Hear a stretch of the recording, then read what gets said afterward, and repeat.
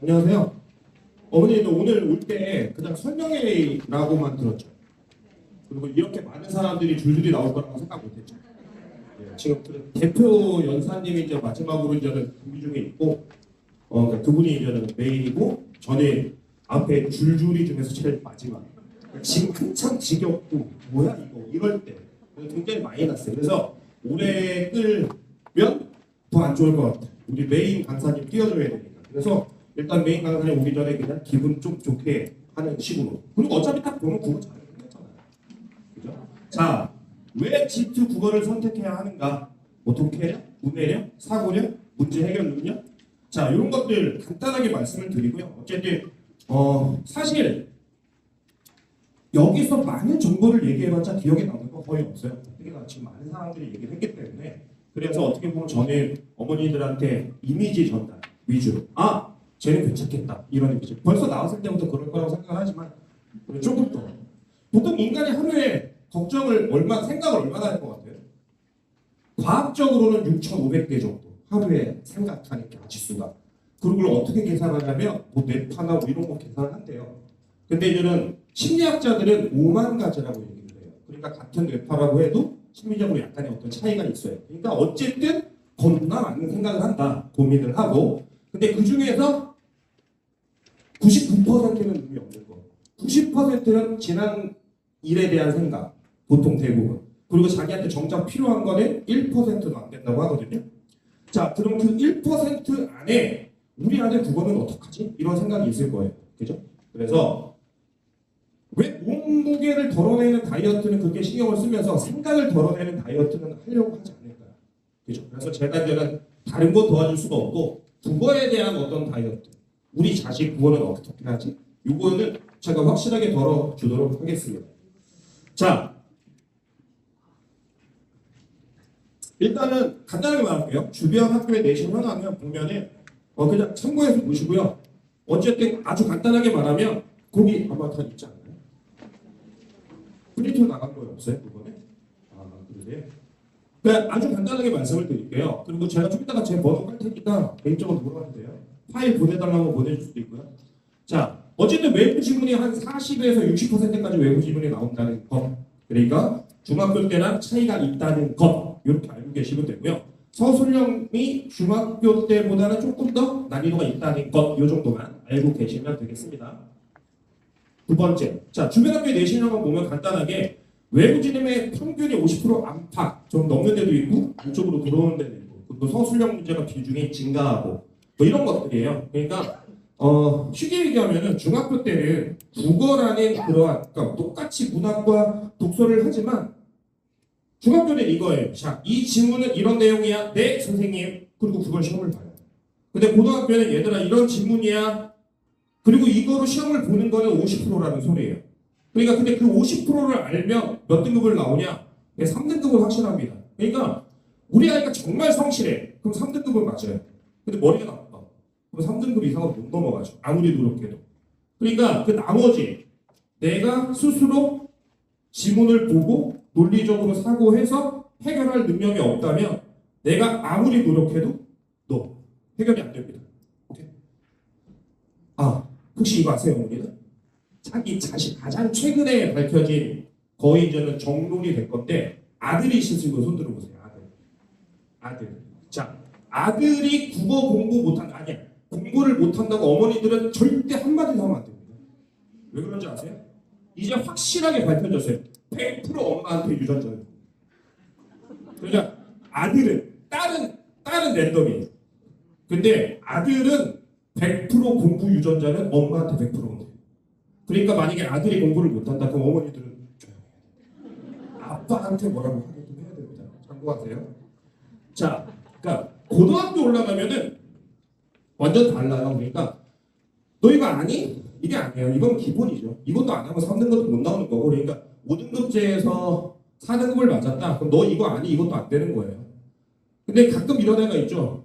너 이거 아니도 안 했는데 근데 막 2등급 나오는 애. 걔는 머리가 좋은 거야. 그런 애도 있어요. 한 국어학원 안 다녀도 그냥 모의고사 99점, 100점 이렇게 나오는 애도 있어요. 어머니가 똑똑한 거였겠죠? 그죠? 그런 분들이 있고 그러니까 자 중학교 때는 완전히 다르다는 것만 참고하시고요. 자, 그 다음에 고등학교 이제 국어 성적이 잘 나오면 일단은 교과서 학습은 당연히 기본이겠죠. 그죠? 그러니까 얘기했듯이 낯선 지문에 대한 해결 능력이 필요합니다. 그리고 그런 것들은 하루아침에 형성되는 게 아니죠, 당연히. 쉽게 되는 것도 아니고 어떻게 하는지도 몰라요.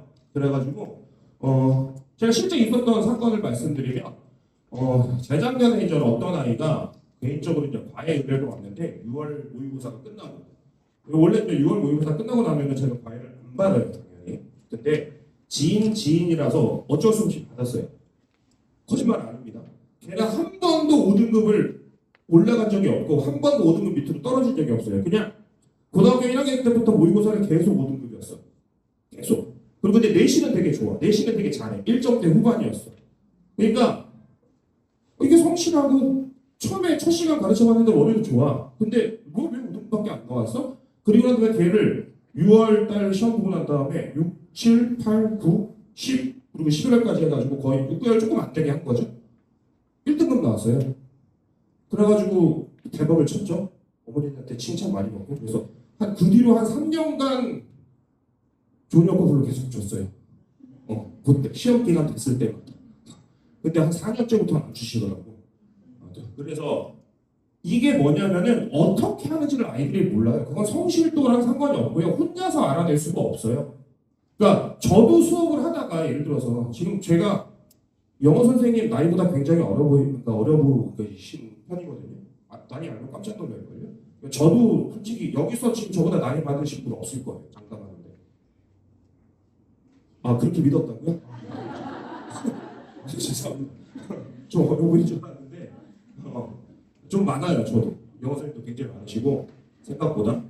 제가 가르치면서 지금까지 게임 가르치면서 아이들이 보면 자기 스스로 뭔가를 해결하거나 이런 것들이 저도 지금 30년 넘게 수업을 하면서 지금도 가끔씩 계속 그러니까 뭐 한 20년 넘게 본 지문을 이게 이런 게 있었구나라는 게 그게 가끔씩 보여요. 20년이 지났는데도 불구하고. 근데 그걸 애들이 어떻게 하냐고 모르죠. 그러니까 그런 것들을 먼저 저는 밟은 거죠. 밟았으니까 제가 너 이렇게 따라와 라는 거를 보여줄 수가 있는 거지. 근데 애들은 생각을 해야 되잖아요. 이렇게 사고도 해보고 이렇게 사고도 해보고.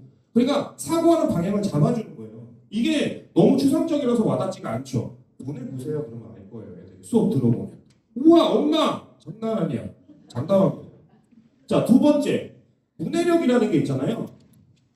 독해력. 그러니까 사실 이거는 거의 비슷한 용어긴 한데 문해력은 뭐냐면 진달래꽃을 읽었을 때 선생님 왜 그런 애들이 있어요?